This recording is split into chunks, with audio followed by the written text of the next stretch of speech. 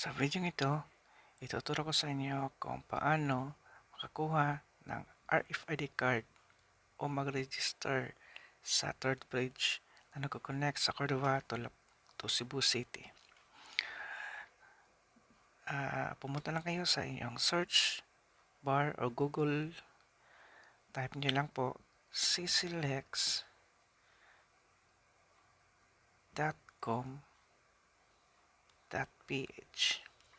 tapos enter lang. At dito mapupunta kayo sa mismong website ng CCLEX Metro Pacific Tollway. Connecting Cebu, the Cebu Cordova Link Expressway will connect mainly Cebu from Cebu City to Cordova Town in Mactan Island. Ito yung mismong website nila. Sa baba, yung mga specific, anong mga latest news, o mga bagong rules ba sa toll fee. At click nyo lang dito yung burger sign, register, at dito choose your preferred installation site. Reminder, for motorcycle with 110cc to 399cc, ensure that you have a valid ORCR. Type of account,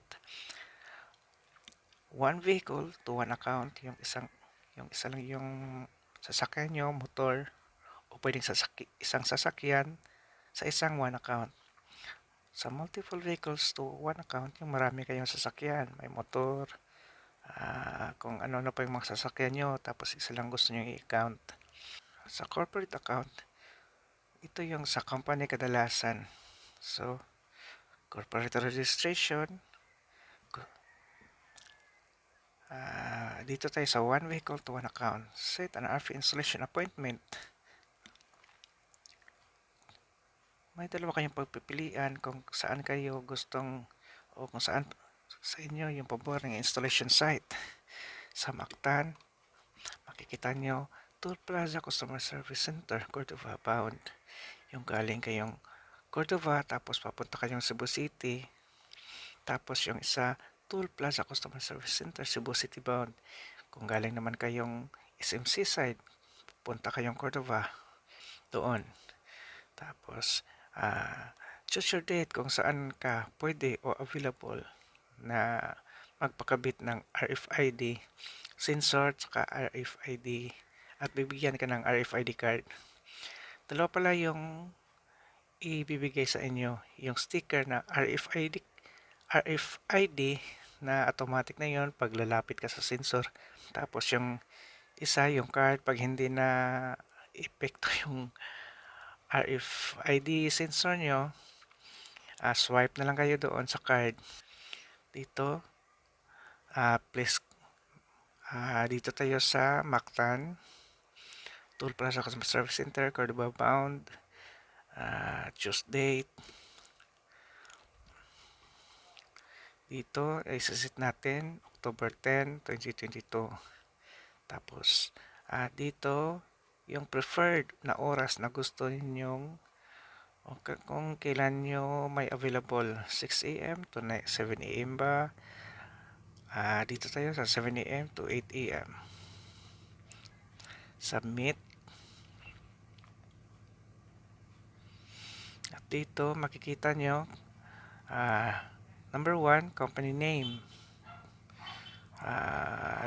Kung wala kayong company name, pwedeng vacant na pwedeng blanco na yan. Yung importante dito, yung first name, lagay natin.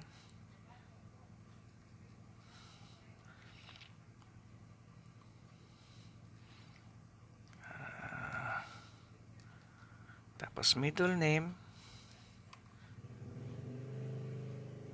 apelyido, yung birthday, kung kailan birthday nyo, continue, yung phone number ninyo, tapos occupation, pwedeng bakante, pwedeng wala, pwedeng meron. Yung preferred payment channel, select bank, kahit anong preferred channel yan, kasi required lang yan para kung gusto ninyong online banking, ganun. Pero kung wala kayong online banking, pwede naman din, pero lagyan na natin ng video.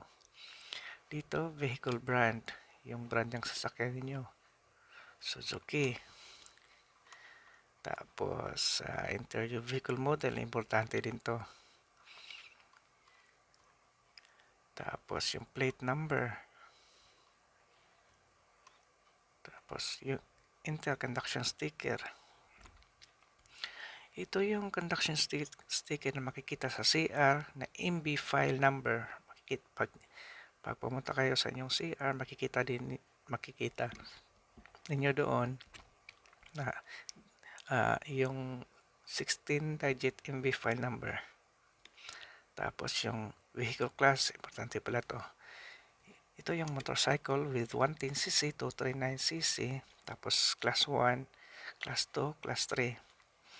Sa class 1, ito yung mga sasakyan na mga auto, mga ganon, mga taxi, yung mga maliliit lang, mga SUV, pwede pa yan. Yung class 2 vehicles, yun yung mga truck, buses, mga cargo.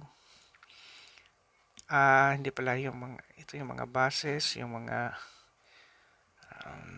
van na maliliit. Tapos yung class 3, yung mamalaki na, mga 6-wheelers na ata. At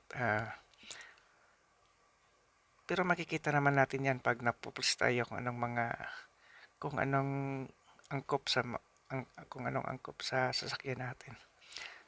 Tapos dito lagyan na lang kung saan kayo galing.